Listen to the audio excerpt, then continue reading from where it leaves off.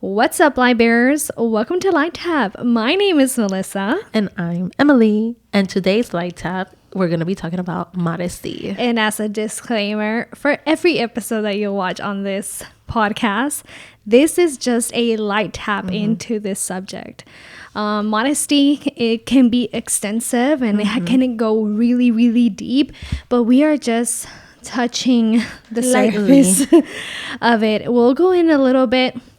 We have some points that we want to talk about within this episode because we do think that is very important, especially if we're walking with Christ. Yeah. But again, this is just a light tap. This is not a Bible study. This is not a replacement of your Sunday service, of a preaching or anything else, or you studying the Bible. But let this serve as a reminder to open up your Bibles and do your own studying. If you want to fact check us, if we missed something, we missed the mark on something, hey, let us know in the comments below. Yeah, but this is an open conversation. You can always, leave your comments, leave your thoughts or opinions down on the messages on the comment section.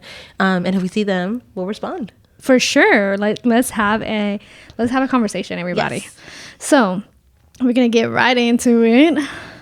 You ready? Yeah, I'm ready. I'm nervous. I'm scared. Okay. We have a couple of Bible studies. Bible verses today.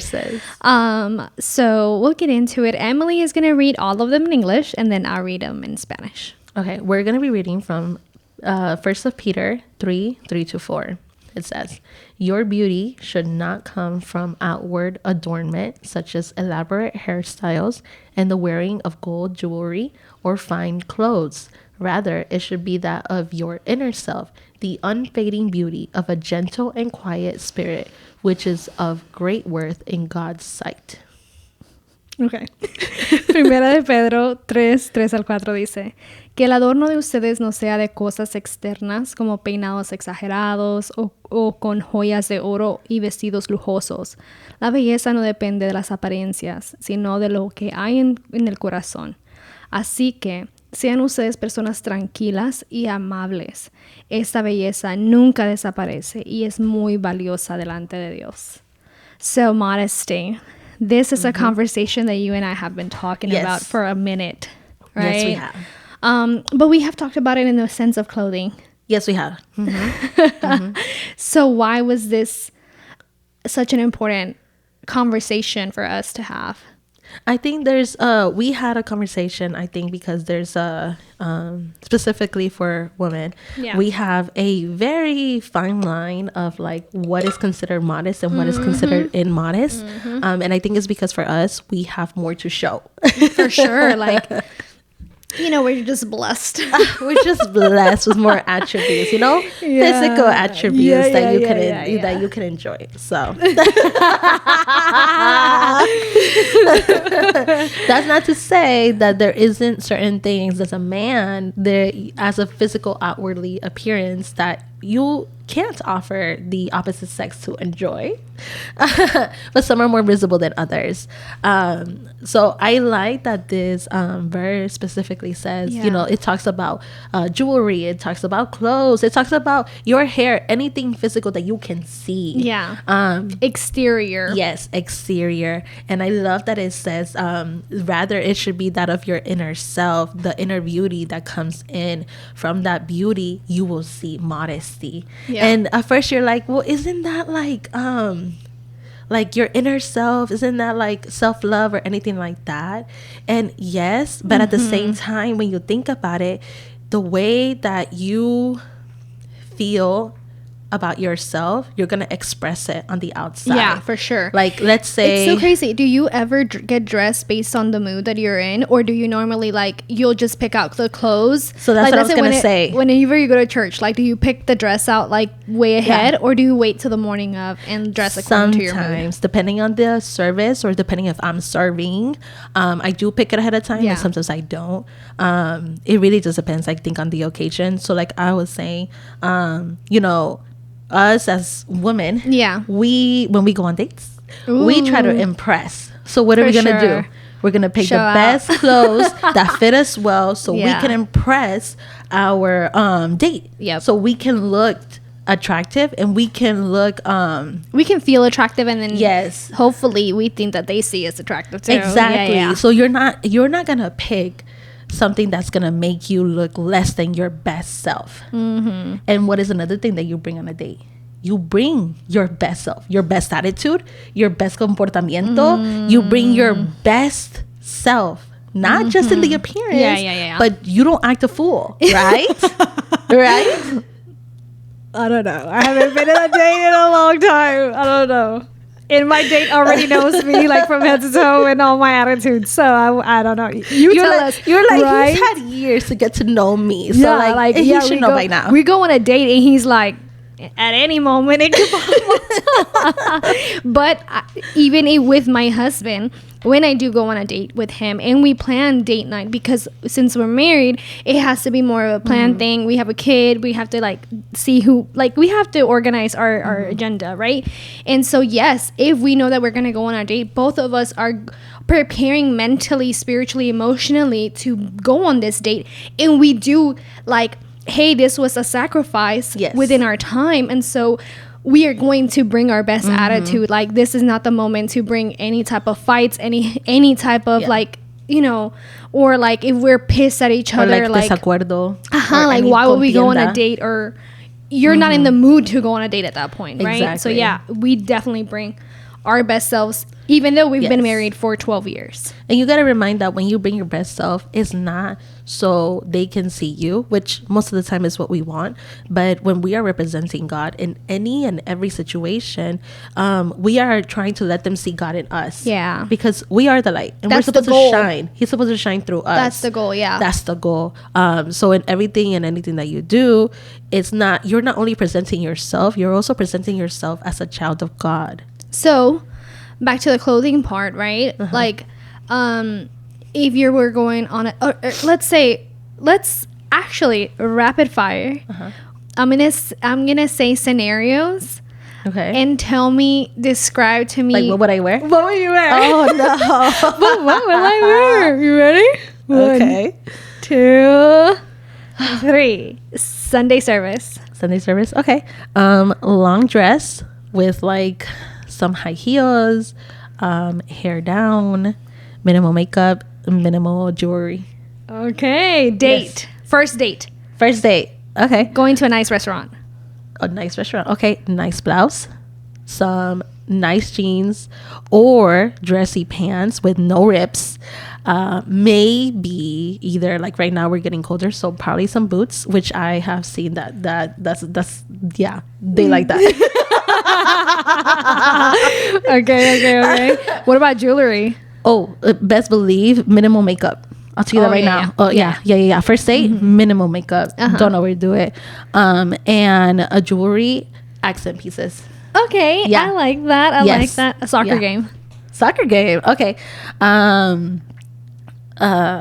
Okay, I would wear licras, or like not short shorts, but licras probably. A regular tank top with an oversized jacket on top. Okay. Like the jacket or like a pullover. Oversized to wear like a flannel. Yeah, like I have one specific flannel which you've seen and you're like, is that even your size? It's like red, white, and black. And it's I'm not even gonna lie to you, it's like triple XL.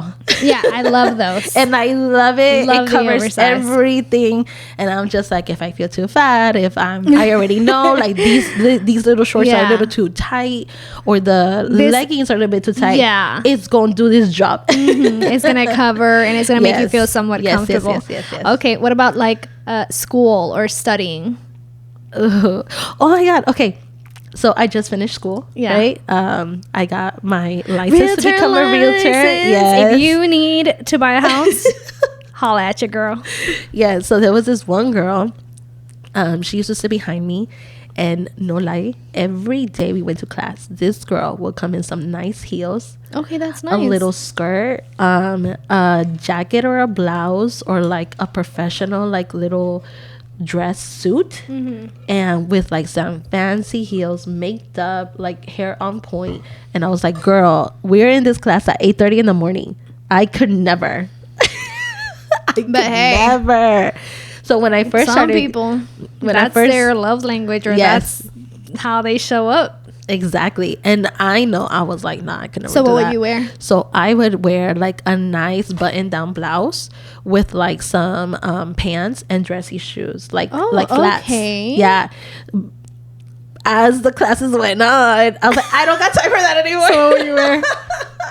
That was like the So- first 2 classes. No, maybe like the first week or so. Yeah, Okay, I would say like the and first then? week. After that, I got a little bit more casual. And because it was freezing cold, I Yeah. would bring jackets or like long sleeves. So I would bring like some nice pants, and I would bring some Converse and like a nice button down, or like one of these. Yeah. So it was very, very casual. And trust me when I say at the first couple like classes, everybody was dressed up. And as the classes went on, everybody looked more tired and tired and tired. They And were like, everybody you know started what? dressing down. That's it. Everybody started dressing down. And I was like, okay, so I'm not the only one. Yeah. Yeah. I think clothing really represents what we have going on inside of us, right? When it comes to this topic of modesty, I think it really, obviously there's a certain definition of Yes. modesty that we have to keep in mind. But also it really depends on your body type. I feel, I may be wrong, but I feel like it depends on body type, because let's say that we both wear a long sleeve shirt, like that it's, or yeah, like a long sleeve shirt, digamos, pero que sea como algo apretado, right? Yeah. Y que te llegue al cuello aquí, obviously it's long sleeve, it's not cropped, it's Okay, normal so length. example, this long sleeve I have right now Yeah. is my size, Yeah. but it's I feel like it's a little oversized because I don't fill it out, and it's crop top.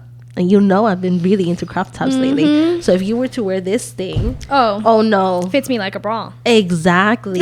So you really have to dress for the body that you have. That you have, exactly. Because what works for me may not work for you. Exactly. Even though we're still in this modesty definition, right? Because this, like you said, if we use the example of what you're wearing today, like you're covered all the way to your neck, your arms are covered. Yeah. It's cropped, but not really cropped. Yeah.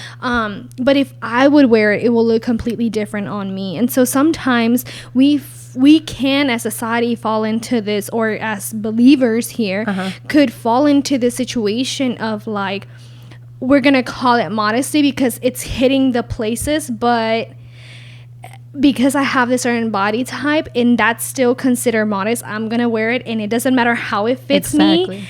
I'm just gonna go ahead and wear it. When If we we're- have to be mindful of what we're showing Yeah. and the intention behind it, because this Bible verse does talk about the heart. Yes. So what did I, and let's be honest, anyone, whether you're married, whether you're single, whether you're leadership, whether you're whatever it is that you do and how you serve and what position you're in or whatever, we always, when we pick out our clothes, there's some intention behind what Yeah. we're wearing. And so what is that intention? Exactly. Are you wanting to attract something, The opposite someone? sex? Are you trying to look professional? Are you trying to like What's show the all intention? out? Like what is exactly. What are you trying to communicate without speaking? Like, because before you say anything, how you showed up to a place really expresses what is going to come out of your mouth Exactly. next.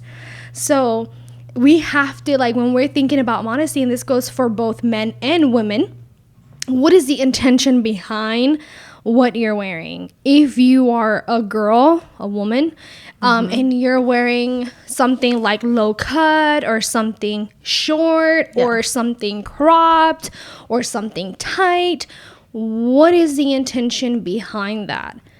I think when we're talking about like, Yeah. appearance wise, a good thing that I base myself off of is, which I feel like some of you do as well.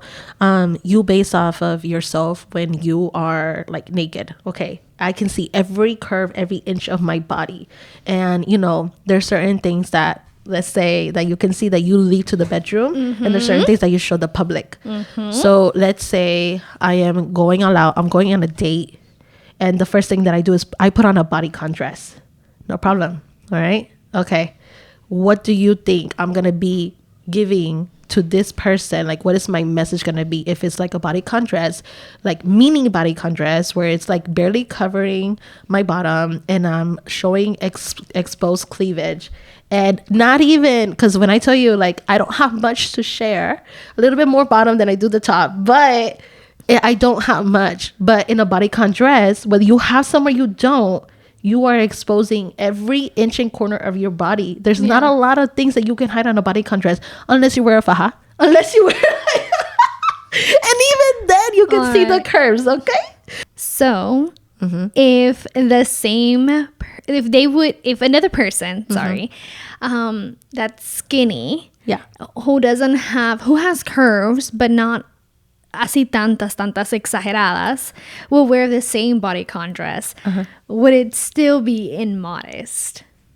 I feel like low key, if I'm thinking it from the guy's perspective, whether you have some or not, the whole point of the bodycon dress is to show what you have underneath. If you're seeing every corner, whether you have curves or not, okay, you can already see this is where your bottom ends, this is where your cleavage starts, this is exactly where your nipple is, and this is where everything else is. Okay, the point of the bodycon dress is not to be like, these are where my curves are. No, these are where everything that I have access to is, and you're showing me because you want to show me. Okay, and I'm not saying that a lot of girls wear bodycon dresses to show, because I believe that, we're talking specifically about bodycon dresses. I have worn a bodycon dress before. Yeah. But I didn't wear it just spaghetti straps, everything done. Like, no, I wore like a pullover, like a long flowy pullover all the way down to the floor. And I wear it with high heels. But I also had an undershirt all the way up to here. And I didn't have much to show. And it's something that, like, okay, yeah, I may feel like I'm showing some curves, but I'm also covering up. So some people, like, maybe like me, that I am really like into fashion trends and exploring with what I wear, would ask the question as like, well, then what do I wear? So then does that mean that Christian people or believers or whatever, does that mean that you guys only have to wear long sleeve shirts, super loose, all the way to the bottom? Like, does that mean that that's the only thing that you can wear? I don't think so. Because, I use myself as an example because that's the best person I can use without hurting anybody's feelings. I even, like, for my graduation, I was a little older, still pretty young, but I was a little older, and I had like a tight lace knit dress, and it looked bodycon, but because it was lace, it gave me a lot of it was very forgiving. It gave me a lot of texture. So, and I didn't wear that with no cover up, no nothing. I wore it with heels. It wasn't super long, but it wasn't super short either.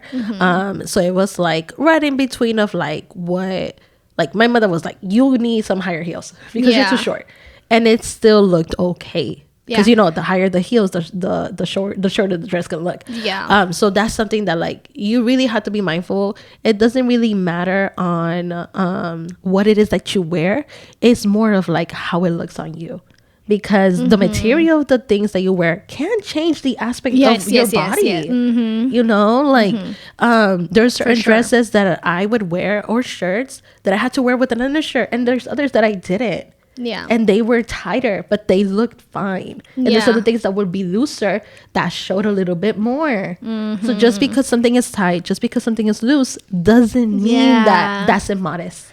Or something that, like, modesty doesn't have to be outdated. It doesn't have to be like from the 1900s.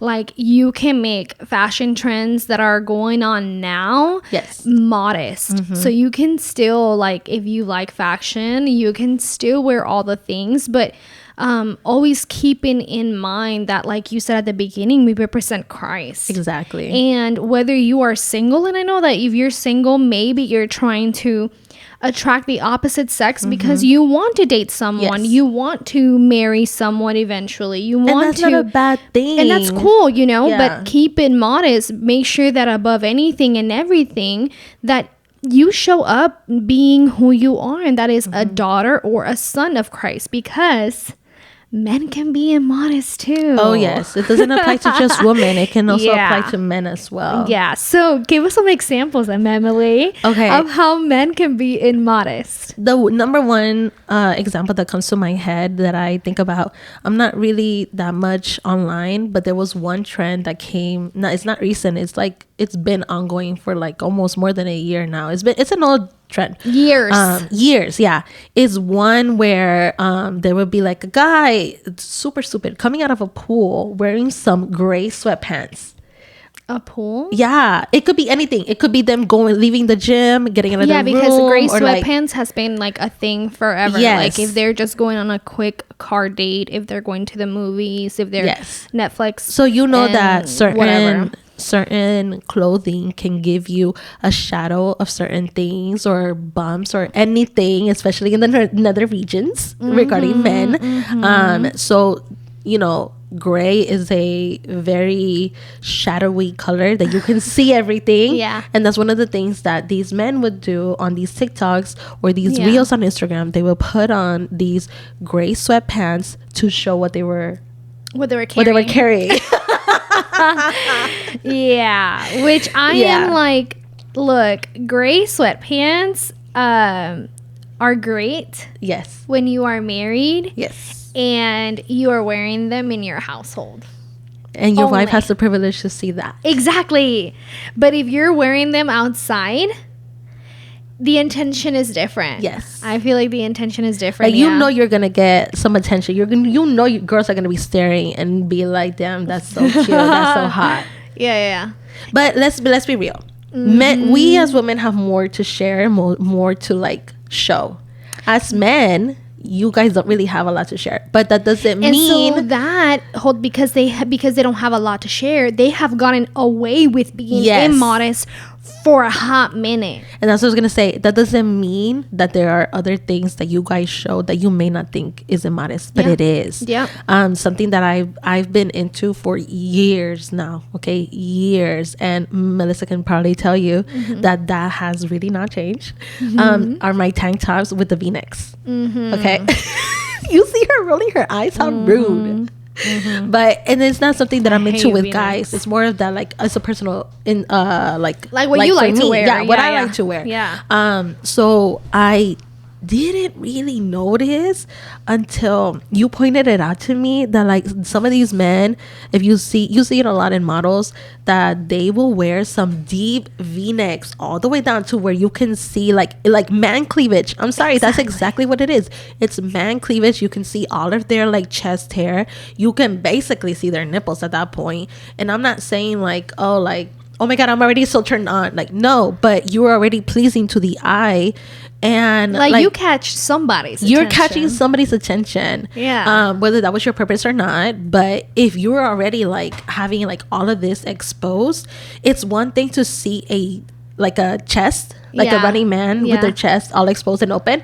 But when you're like teasing and you're like, oh, peekaboo, here I am. Yeah. This is like, I'm not saying that like I'm not trying to sexualize men, but I'm like, if you look, some men have that boob thing, and it depends on how much muscle you have. The like, boob thing. Yes, like their pecs are Yes, more defined than yeah, others, yeah. depending on how much you work out. Yeah. You know, whether you like to admit it or not. Yes, men have pecs, and those pecs are boobs. Okay. Okay. Like that's just one example. Yeah. Another example that I can think of is like, you know, for us, not all women, some women, whenever they see a very muscular man, they're like, oh, he's very Without manly. a shirt running down the street. He's very manly. He can be a protector. He can be a Yeah, homemaker. yeah. Like he brings you that strength and security that He's you would gonna want from a carry man. me. He's going He's gonna to- save me from a burning fire. Like you already are imagining this man to be this strong man who's gonna protect your protector, all because you saw his muscles. Yeah. And you already Or envisioning even sexualized, honestly. Yes. Like So- you can already imagine what sex will be like with that person. So I'm pretty sure a lot of y'all have seen these pictures of these men, whether they're models are not. And they'll post these photos all like buffed up, showing their muscles and their back muscles. Not even acting like they're showing their muscles, like laying on the pool, like, oh my going God, topless, like, and I'm like, dude, you know what you're doing. You know you're getting the girls' attention. You know that you just really out here. That's a thirst trap. That's not like that's like, a thirst trap. Like how beautiful my life is. Like no. That's a thirst trap. How beautiful my life is. Oh my God. But I am so glad also that fashion comes in different ways, right? And then just like women right now, fashion is a little bit looser. Yes. And it's more forgiving. The 90s are coming, which the 90s were about low-rise jeans and like itty-bitty shirts. You know, we can make it work with like we can substitute some things to make it fit into Modesty. But I'm glad también that Modesty is coming into men, because the skinny jean thing for the guys también, it's done with, which I'm glad, because some of these guys out here, whether you're wearing slacks that are really tight, that I'm just like, dude, I can see your whole thing because your pants are too tight. Even guys that like would wear like, and like I said before, we were talking about girls. Wait, is there a thing for like camel toe for guys? It's the bump. The bump. It's the camel toe. It's not called the bump. I don't know what it's called. Let's Google but it. It's the bump. Okay. And like I was saying when she looks that up, whether it's loose clothing or tight clothing, it doesn't matter. It can still be immodest. Have you seen these men that go around walking with some saggy pants and they're showing their whole like butt out to the world? Oh my God, yes. Like, I'm sorry, that is one of the main things that I find so unattractive. Like, I'm like, no. A moose knuckle. Okay, that is new. I have never heard of that before. I've never heard a moose. See, this is what I'm talking about. This is a moose knuckle, and then there's guys side that's called. Oh, okay, I get it. It's called the moose knuckle. Yeah, a moose knuckle. That's what it's called. What do you guys get at? Females, we get camel toes when our pants are way too tight. Which girls, come on now, and guys get moose knuckles when their pants are too tight, because if they're Google says it is because it's a real thing. Look, this is what Google says, okay? If you sit down and your pants feel a little too tight, change to some looser pants, please, because nobody's trying to see all that. Yep. But Emily, not only does Modesty come in clothing, right? We talked about it. Modesty, honestly, I know that in these conversations nowadays, modesty, when you see that word, it's like correlated to your just appearance. What you're wearing, your appearance, how you put your hair, or what kind of jewelry you're wearing, or how you're dressing, what you're showing as you dress.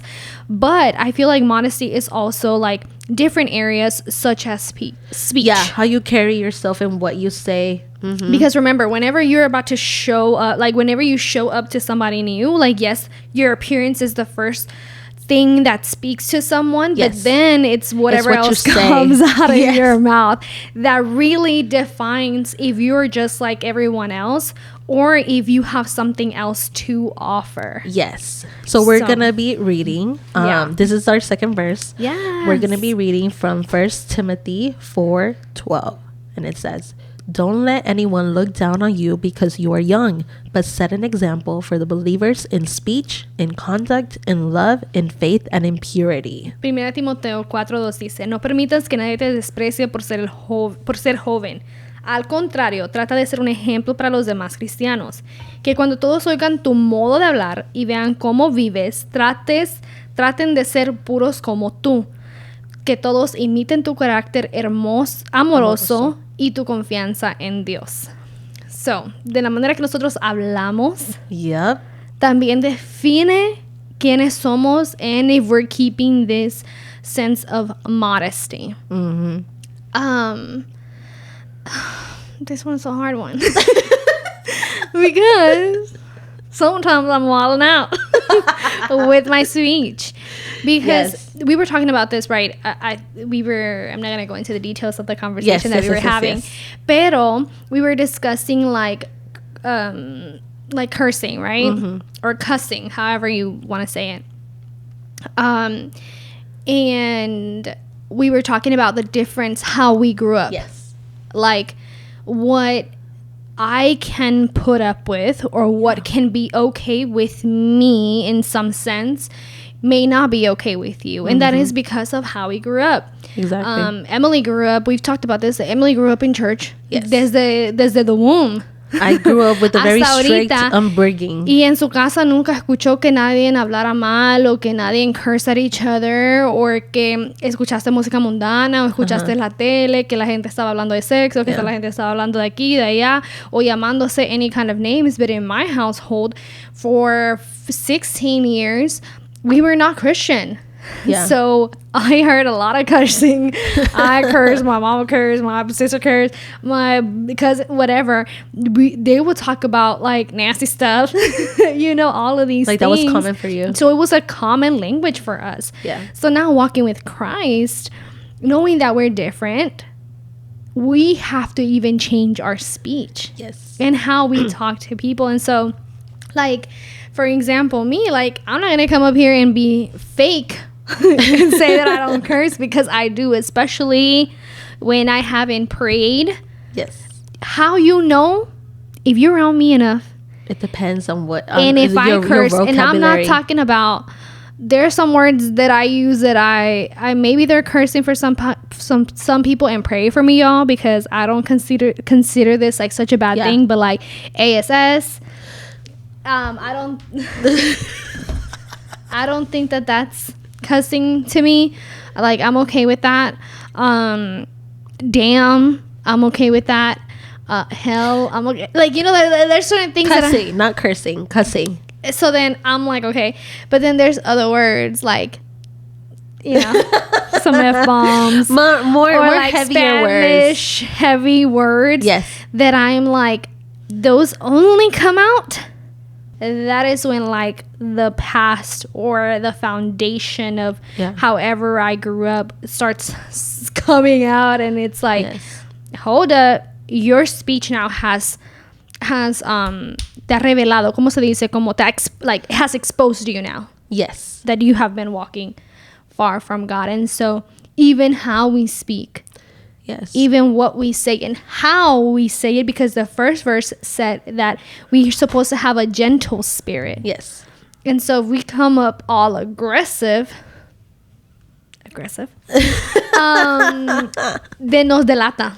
Yes, because you don't only show purity and like modesty in the way that you dress, in the way that you show yourself, but also in the way that you talk. If you have a very vulgar way of speaking, and you're speaking in a very sexual tone, do you think that's modest? No, that is immodest, because you are not only are you speaking it, when you speak, you are using your brain. Your brain is used for many different things, and one of those main things that it is used is for imagination and visualization. If you're already speaking it, if you're already speaking it out there, you've already thought about it. Yeah. Your thoughts are not modest because you're already envisioning something else, and that is not constructive to what is a believer, because that, like, your words can affect another person, whether you think, oh well, this is just me, like whatever, they don't even have to hear me if they don't want to, but the damage is already done as soon as you open your mouth. It's funny, not funny. No, it's funny. Okay. Pero, and this is a great heart check for me, because like I said, I will like, my speech will definitely tell on myself like how far I am from Christ, right? And so this girl that I was talking to the other day, she was telling a new person, she's like, hey, like, yeah, this is Melissa, she's Christian, but she's like crazy Christian. Sorry. And I was like, a crazy Christian? Like, obviously I didn't tell her in that moment, but in my head I was like, what does that mean? Yeah. Like, do you need a moment? You guys, I am not in the best health right now. I'm like low-key, like, oh my god, I'm dying. I'm not crying, I'm not upset, I'm just having, like, twice a year I get like these crazy like allergies. My whole body starts shutting down from like literally everything. So it's okay. I'm here though. I'm a trooper. So yeah, so this girl, she called me like that, and I was like, what does that mean? So then later on, as she was explaining, she was like, yeah, you know, she's like not really that super religious, like she talks like a normal person, she acts like a normal person, and blah blah blah. But that kind of stuck with me, and was like, do I want to be known as that? Yeah. Is that the reputation that I want to Sure. have? And so then later on I was like, hey, like, can I ask you something like this and not offend me or anything? Like, I just want you to like be, you know, I'm open to some feedback. What did you mean by crazy Christian? Like, what do you mean by that? And she's like, no, like, I can talk to you and I can use all of my words even if they're not what you're going to use, and you're going to be still relatable. And you're going to be able to give me advice or talk back, like have a normal conversation, but in your own words, like, and you're not like super, like, you're not going to condemn me to hell from the beginning. And so I was like, okay, I guess. But now I'm more cautious. And that's the thing that you got to remember. Like, just because you have these friends and they use very vulgar language, or they use cussing words, you can hear them out if they need someone, because eventually when they're ready to come to Christ, they'll come to you. You are their friend that they can rely on for the faith when they don't have any faith.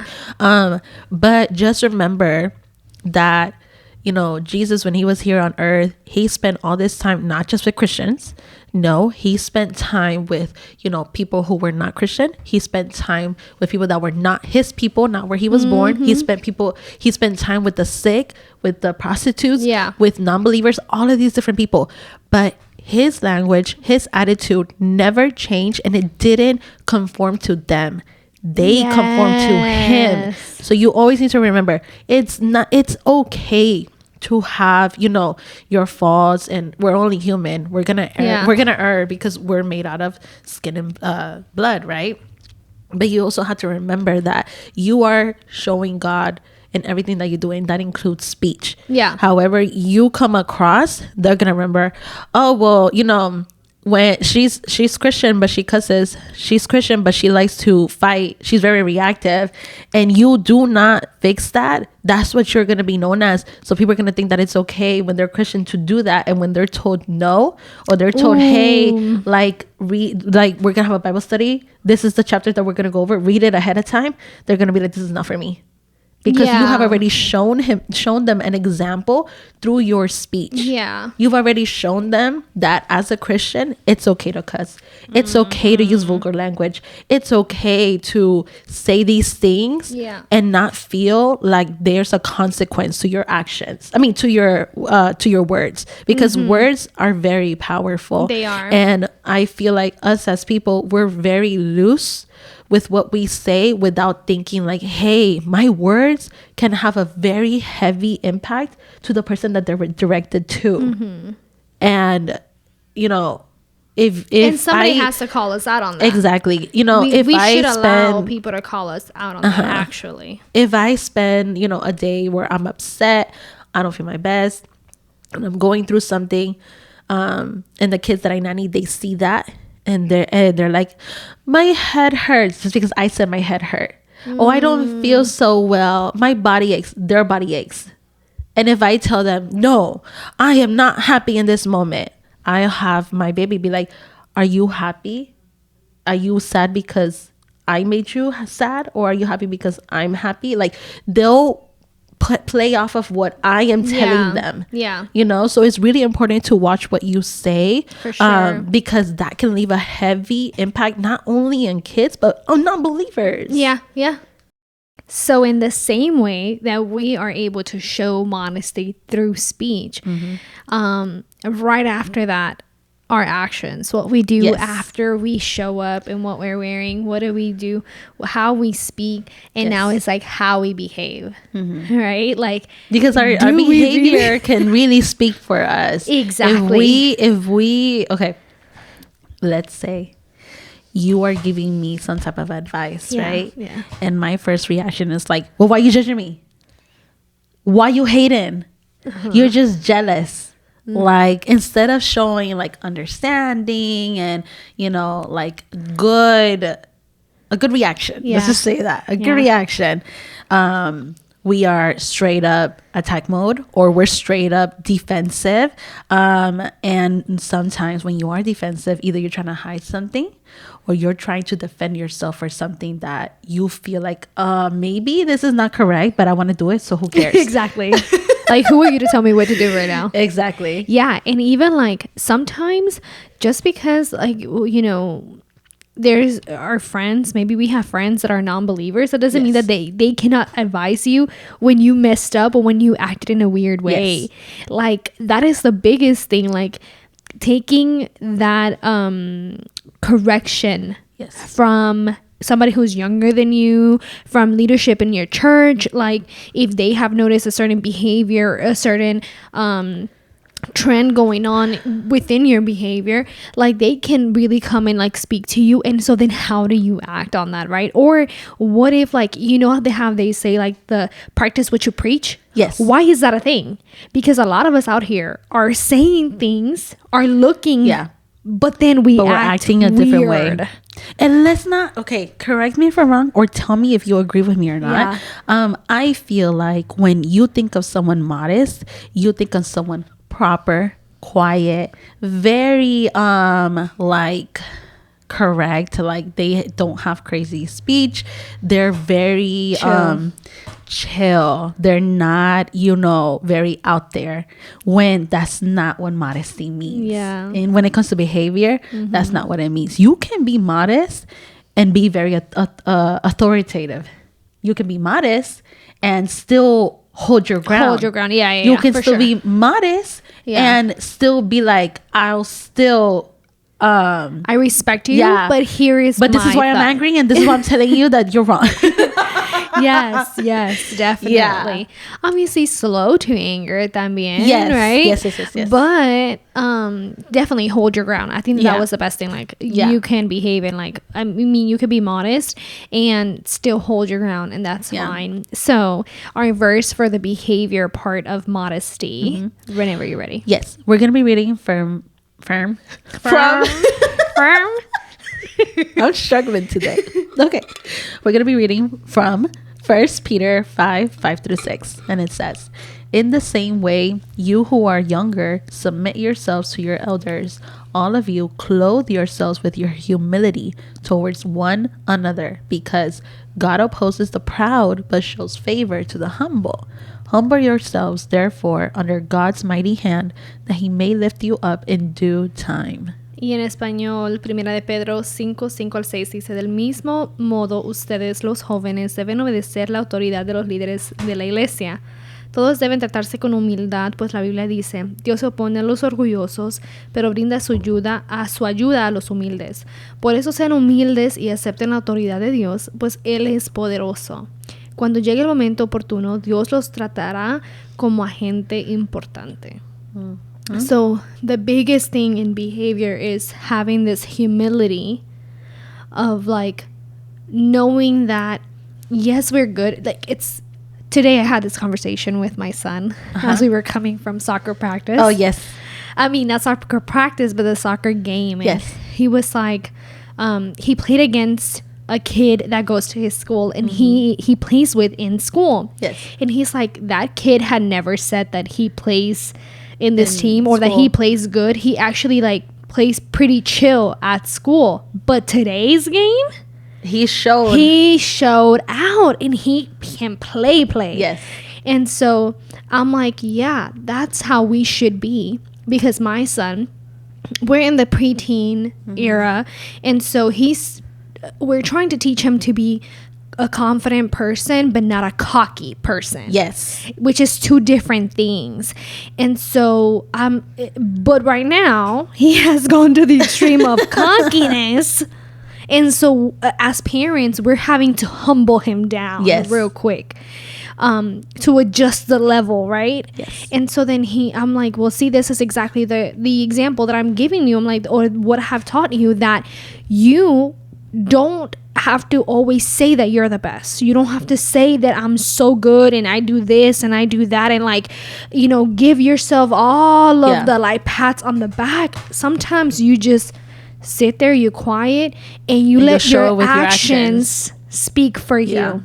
Your behavior, your actions will then be like, allow the other people to realize if you are good, if you are for real like a follower of Christ, if you are whatever it is that you want to portray. It'll be shown. It will be shown through your behavior, through your actions, through your clothing, through your speech. Exactly. And, you know, I don't want people to believe and feel like, you know, when you're humble and when you're trying to show modesty through your actions, that is a sign of weakness. It's not. The first thing that, or you know, a sign that you let people just run you over. Walk all over you. Yeah. No. And so I love what it says in the verse in Spanish. I'll read it to you in English. Well, I'll read it in Spanish first. It says, por eso sean humildes y acepten la autoridad de Dios. You got to remember that when you're being humble, when you're trying to show your modesty through your humbleness, you're not doing it so the other person can show authority over you. It's more of you're letting God's authority be shown in like, your life. God. Don't be like, I have to like shut my mouth because I don't want to get into it with this person. No, I'm going to shut my mouth because the next couple words that are going to come out, my actions are going to show Christ in me. Yeah. And I need to come correct, be and act correct before I act like a fool. Exactly. So you have to remember that it's not you submitting to, you know, the other person. Like, no, they're stronger. They're more authoritative than I am. Yeah. I am submitting to God's authority over my actions, my words, my clothing, everything. And that is a big part of modesty, because we got to remember, you know, the modest man and woman, she or he thinks before they act. Because like I said, you know, our words have consequences. They have repercussions. So do our behavior, even more so. More so. Because there are some things that you did and you cannot take back. You cannot. There are some things that you said that you cannot take back. First impressions, you cannot take back. That first impression that you do when you come, that will set the stage for who that person thinks that you are. Yep. And it's so hard to come back from that. It's so hard to change people's minds like, once they already have that in their heads. It's hard to change that. Yeah. So hard. So that's why, you know, moving forward in our lives, we really have to keep in mind that this word modesty, when we read it, when we hear about it, when we, you know, have conversations about it, let's make sure that we're not just talking about one specific area. De que y que hablamos de las cosas que nos conviene, pero las otras cosas que nosotros tenemos, que quizás, porque para unas personas quizás modesty, they're being modest en su vestimenta, pero no en su speech, pero no en su behavior. And so ellos bien quieren opinar, a veces queremos bien opinar en clothing y empezamos a atacar a la gente sin decir like, okay, pero I'm not modest in my speech and I'm not modest in my behavior. So let's make sure that moving forward, all of us, when we're talking about modesty in different conversations, that we remember that it's a lot of things in this one word other than just appearance. And yes, maybe the Bible talks about modesty in the same sentence as outward outward things like hair, like jewelry, like clothing, but it also, as we have read through these other Bible verses, and even in that same one, it says that rather, like, we don't have to just care about the outward. Rather, it should be of the inner self. So lo que hay adentro de ti, that is the true modesty. Because let's be honest, like, you can show modesty in what you clothe yourself and what you wear and how you act. But if you are not modest in your thoughts, if you're not modest in how you, not present yourself, but like, you know, what your inner dialogue is. Are you really modest? Like, all of these things are going to contribute to your modesty and your humility. Isn't there like a Bible verse de que dice como que like no adulteres en tu corazón? Yes. Right? That he's Yeah. talking about like men like looking at another man's woman, and it's like you don't have to touch her, you don't have to do anything, but you've already you undressed her don't with have your to eyes. speak, you don't have to touch, And you don't have yet to do anything. You and already yet, sinned in your heart. because you've already seen her like that. And that's you've already immodest. undressed her with your eyes. You already had sinful thoughts. Yep. Dang. But we'll move on. Okay. We'll move on to our Reddit story of the week. You ready? Yes. Okay. This one says, am I the a-hole for removing my sister from the bridal party because she won't wear the bridesmaid's dress? What do you think from just the title? Just the title alone. She removed her sister because she wouldn't wear the bridesmaid's dress that she chose. Es que cuando I feel like The bride chose it, not the sister. cuando I feel like que cuando tú dices que sí vas a ser un bridesmaid en un like un you committed wedding, yourself. You committed yourself. Es para lo que ellos quieren, no para lo que tú quieres. There's some uncertain, like unwritten rules that we don't really talk about. But let's be realistic. When you sign up for weddings or any big event and you're a part of the party, there's certain things that you're like, okay, I agree to do this, and I agree to your idea of what you want because this is your party, this is your event, I and may I'm not here like to be this supportive. color, I may not like this style, Yes. I may not like whatever the case may be, Yeah. but because I love you and I want to be part of your special day, I am going to submit to whatever ugliness you got. All right, so let's read. Alrighty, it says, my fiance, 28 male, and I, 26 female, are getting married in late August, and the planning is going great. I asked my sister, 24 female, to be one of my bridesmaids since we have always been very close. However, a couple of weeks ago, I had to ask her to leave the bridal party.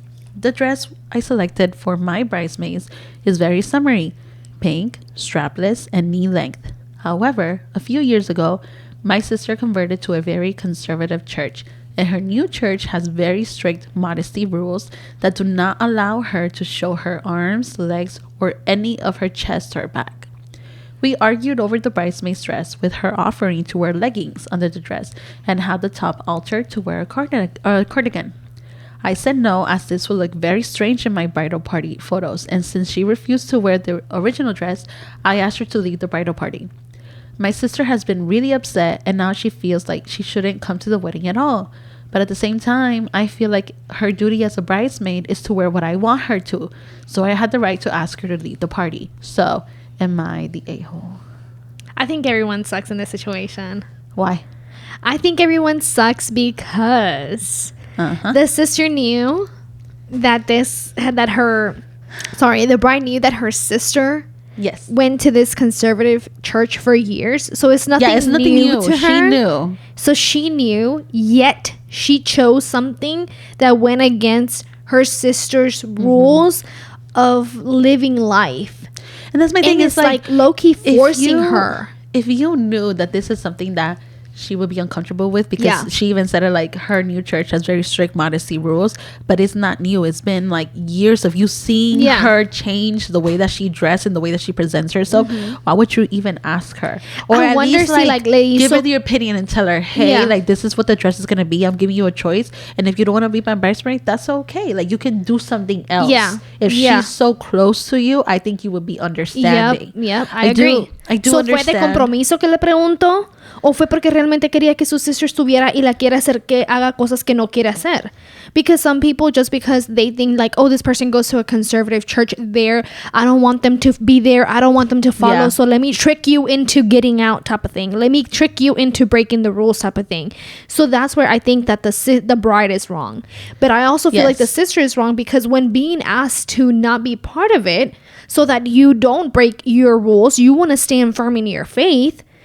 Why then be like, well, then I'm just not going to come to the party at all? Then your behavior now shows pettiness. And the thing is, like, she didn't even give her a choice. Like, she had already said, I picked a very summery pink, dress, like, and it's not even like the dress itself. It's just that she had already made a choice knowing that this would have brought some problems with her sister, because she knew her style of dress has already changed.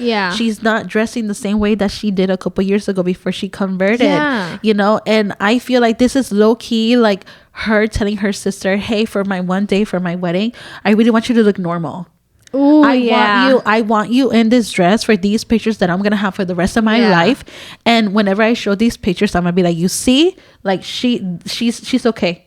She doesn't need to. This is just temporary. That's what's like a sneaky way to get her out of the church or out of whatever her faith or whatever. I don't even think it's so much of taking her out of the church. It's more of her making her look normal and conforming to people's standards. That's like having the sister conform to the rest of the world versus her standing like in her faith and saying like, no, I don't care. Like, like, if you want me to be part of your wedding, I can wear the dress, but this is how we're gonna alter it so that I can still have me in it. I would understand if she's like, I have a certain vision for my wedding and this is what I want done and how I want it done. And the sister is like, well, I'm going to wear a totally different dress and I am going to do this because this is not what I want from you. But she even told her like, hey, I'm willing to wear the same dress. I'm just going to alter it so I can be able to participate and still look like I'm wearing the same thing because it's the same dress. I'm just going to throw a cardigan, maybe some leggings over but the bride doesn't have to subject to that though, because they want a specific look and a one thing. So I don't see as like the sister taking her out as like, okay, you're the a-hole for taking your sister out because she wanted to alter it to still fit in her faith but still fit in your theme. I think that she had the right to be like, well, I'm so sorry, like this is the idea and the vision that I had. I understand that this is this girl's this is the sister's wedding, right? And this is her day, and I understand you have a vision and you want this day to be just as how you picture it in your head. Because girl, I would be the same way. I have a plan. I have a color scheme. Best believe I have no plans to get married anytime soon, but we have an idea of what we want, right? Okay. So I understand it. She's like, I want my girls to look like this. I want the table settings to look like this. This is the dress that I want. This is the flowers that I want for my wedding. Completely understandable. But I really don't like that she said like, my sister has been really upset and now she feels like she shouldn't come to the wedding. But at the same time, I feel like her duty as a bridesmaid is to wear what I want her to. So I had the right to ask her to leave the party. Thing. Like, why? Look, you're not asking her. Look, let's think about it. You're not asking your sister to wear a dress to your wedding. You are asking her to put her beliefs aside. And you know what? For this one day for me, I need you to forget about what you believe is what you consider to be modest, because you know what? The dress is not short. It's knee length. So I think that's modest. So I want you to leave what you believe aside for this one day because I'm your sister and you love me so much. And that's it. And I think that's pretty messed up. It is. Because you're like, well, it's your bridesmaid. Is this your duty? No, it's not. You're not going to ask me to leave my belief, to leave my faith in God aside for one day because you want me to conform to society. That's not what I'm going to do. Yeah. In that tone, I would just say then, yes, the bride is the a-hole. Yes. Not that everyone sucks. In that tone, right? But I think if the sister was just like, hey, well, then I just, this is not going to work out. And I just don't think that, you should be in the bridal party because this is the kind of look that I'm going for. And if you're not okay with it, like, I'm sorry, but you're going to have to get out. Like, as a bridesmaid, you do have to wear what I'm asking you to wear. And so in this tone, I would say everybody sucks if the sister doesn't want to show up to the wedding. So it just really depends on how this speech went. It really depends. Like, we don't have that context, right? But if that was, the context where she's just like, you know what, like, you have your whole life to stick to your faith. I'm asking you for one day. I don't think that's right. Because Yeah. I'm sorry, you're my sister. I don't I think that's love right you, either. but that doesn't mean that I have to leave my faith aside. For sure. If that's the case, yeah, I don't think it's right. Yeah. If it's the case of like, well, hey, I have a vision, you're still welcome to the party. I cannot make any exceptions, just like you cannot make any exceptions. Yeah. But the sister doesn't want to go, then I think everyone's sexier. Yeah. So we'll move on to our song of the week. You ready? Because I'm ready to go. Yes. Okay, what is it and who is Okay. it by? This song is by Matt Maher, and it's Alive and Breathing, and this is the live version. Okay. Seeking you found. Joy still comes in the morning. Hope still walks with the hurting. If you're still alive and breathing, praise I love that song because I love every song because every song has a different message. They have very similar messages, but this song, every single time I'm down, every single time I feel sick, every single Like time today. I feel like, man, like I just have nothing going on for me. Nothing's going my way. I'm like, dang, but I got two working hands. I got two working feet. I have my sight, not the best sight, but I have my sight. I can hear, I can smell, I can taste. Why am I complaining? Yeah. Like Let me no, still praise I can you. still praise you. Yeah. And remember, it's not praising just when everything's going your way. It's praising whether you're in the meadow, whether you're in the struggle, you're in the fire, you're getting refined through everything. Yeah, I think Yeah. we're in the same wavelength because mine is called Mundo al Revés from Músico en Montesanto. Okay. Escuché que cuando se acaba todo, queda el amor del Padre. Yeah. Que aunque mi boca guarde silencio, tú todo ya lo sabes. Que nada puede. So then it goes like, tú pones mi mundo al revés. Si mi mundo está al revés, tú peleas por mí. And so it's like in the same way, like, even if everything is going wrong, you are still Yes. for me. You are still there with me. Like, my world can be flipped upside down y todo quizás se puede mirar oscuro y todo quizás se puede mirar como que si no hay una salida al final, pero tú siempre vienes y tu amor siempre está ahí. Tú siempre me recuerdas que tú estás ahí. And if I have you, then everything is gonna be okay. Exactly. So, you guys, that is it for today's podcast. Yes. Hopefully in the next one, Emily will feel better. Hopefully. So we'll see you then. Bye.